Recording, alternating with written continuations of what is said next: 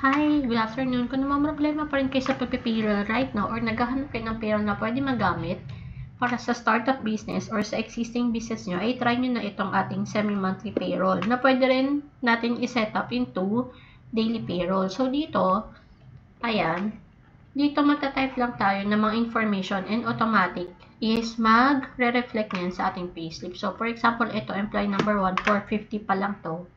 Ayan. Ito si number 1. So, 450 yung nandito. So, pag nag-input tayo dito, let's say, employee number 1. Employee number 1.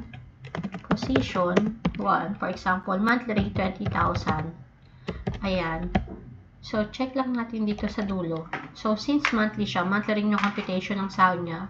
At may 8.8 siyang net pay. So, dito automatic na po yung pag-input o yung pag-reflect ng mga SS, PhilHealth, and Pag-ibig deduction. Tapos sa tax, kapag umabot sa range yung sahod nyo na taxable, may magre-reflect ditong amount. So, kung kanina 450 yung nandun sa payslip natin, ngayon, dapat 88 na to. So, for employee number 1, ayan, 88.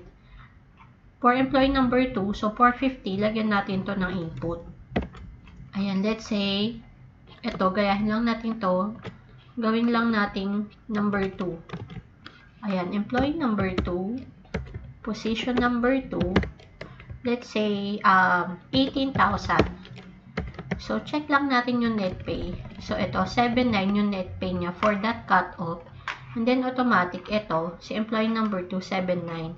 So, ito yung kagandahan ng payroll natin. Kasi, automatic, yung mga input nyo sa payroll natin ay automatic na magre-reflect na sa payslip natin. And also, automatic na rin yung pag-compute ng ating mga SS, PhilHealth, Pag-ibig.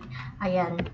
So, ito, monthly setup to. Pero kung if ever na need nyo ng pang-daily, na yung sahod nila is mag-depend sa number of days, is pwede rin natin i-customize ng ganun. Yun lang.